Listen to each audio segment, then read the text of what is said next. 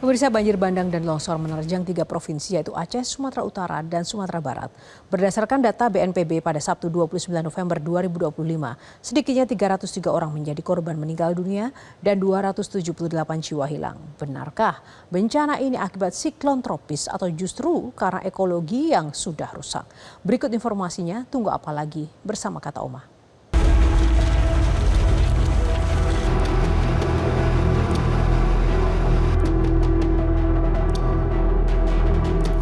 Inilah detik-detik ketika puluhan rumah terseret banjir bandang yang menerjang permukiman di Kabupaten Aceh Tenggara Aceh. Selain rumah warga, banjir juga mengakibatkan bangunan tempat ibadah rusak. Puluhan rumah warga dan tempat ibadah yang berada di bantaran Sungai Alas ambruk terseret arus banjir bandang di Desa Bener Bepapa dan Desa Lawe Penanggalan, Kecamatan Ketambe, Kabupaten Aceh Tenggara. Di Padang, Jembatan Gunung Nago di Kota Padang, Sumatera Barat hanyut terbawa banjir bandang. BPBD Kota Padang menyebut akibat banjir bandang ini puluhan ribu warga Kota Padang terdampak. Jembatan ini merupakan penghubung perkampungan warga ke kampus Universitas Andalas dan pusat Kota Padang. Di Sumatera Utara, banjir bandang menerjang 4 desa di Kecamatan Batang Toru, Tapanuli Selatan, Sumatera Utara, meluluh lantahkan ratusan rumah warga. 4 desa terdampak yakni Desa Aik Ngadol, Desa Huta Godang, Desa Garoga, dan Desa Batu Horing. Lumpur tebal serta batang kayu yang terbawa banjir bandang masih terlihat menumpuk. Tak hanya bangunan rumah warga yang mengalami kerusakan, tetapi juga rumah ibadah dan fasilitas sekolah. Selain rumah warga, tak sedikit bangunan rumah ibadah, gedung sekolah, dan kantor layanan publik yang rusak akibat diterjang banjir ini. Penerangan di 4 desa ini juga mati, dan sarana air bersih juga tidak berfungsi.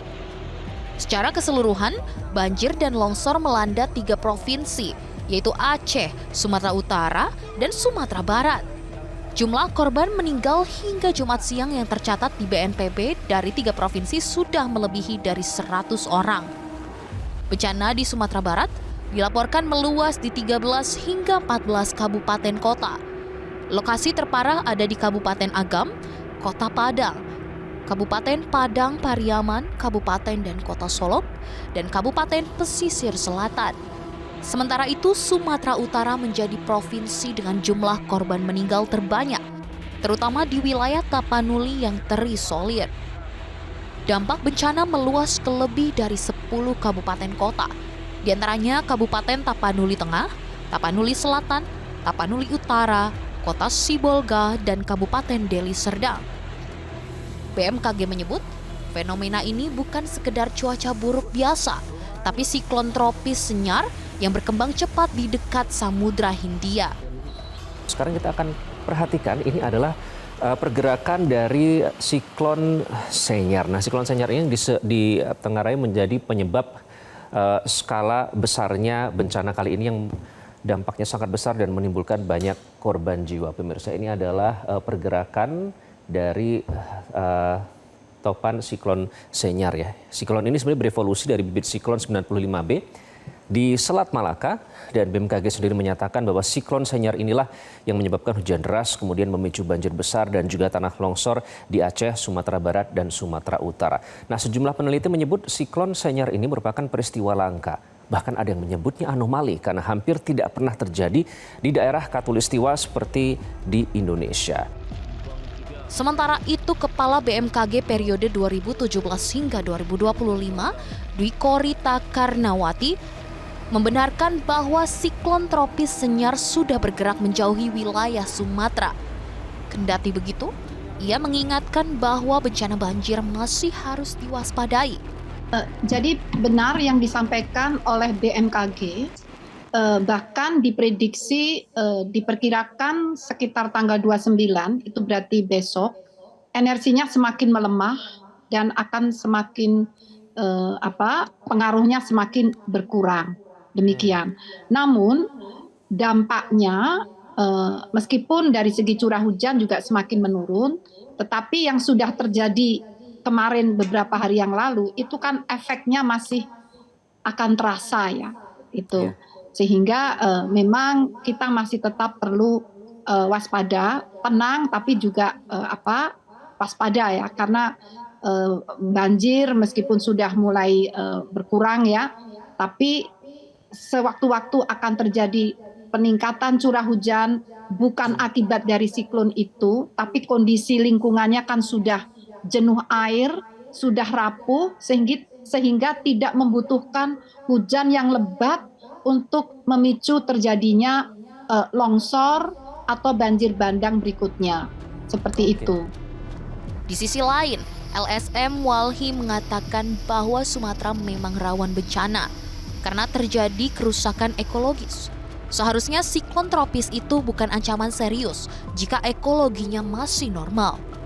Nah, terakhir kita menerbitkan environmental outlook gitu ya, judulnya Robohnya Sumatera Kita.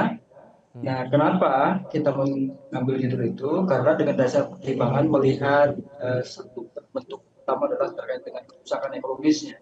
Sumatera dari awal itu sudah punya ancaman dan risiko bencana terkait dengan diapit oleh sesar lempeng yang berada dari atas Lampung di lempeng Bukit Barisan Selatan, dan hari ini situasinya di daerah lempeng tersebut juga telah terbebani. Jadi kalau kita bisa melihat izin usaha pertambangan itu lebih dari 2 juta hektar, kemudian perkebunan itu lebih dari 5 juta hektar, dan industri kehutanan perkayuan itu juga lebih dari 2 juta hektar. Itulah yang kemudian menjadi salah satu dasar kenapa kita menyebut robohnya Sumatera Kita. Itu baru yang aspek legalnya.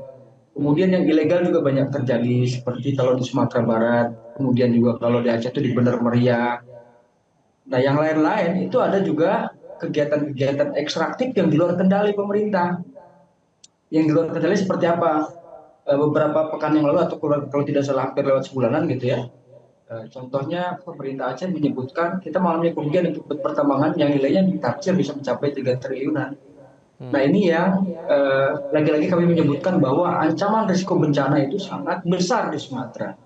Nah, terkait dengan apa yang sedang banyak diperbincangkan terkait dengan siklon tropis Senyar itu, buat kami itu kan yang sifatnya alamiah gitu loh, hujan itu mau sebesar apapun dia. Memang frekuensi bencana banjir bandang dan longsor kerap menerjang wilayah Sumatera, khususnya Sumatera Utara. Maret lalu misalnya, terjadi banjir bandang dan longsor di Parapat Kabupaten Simalungun. Sebelumnya BNPB mencatat 2024 sebagai tahun dengan kasus banjir dan longsor terbanyak di Sumut dengan 121 kejadian. Jelajahi cara baru mendapatkan informasi. Download Metro TV Extend sekarang.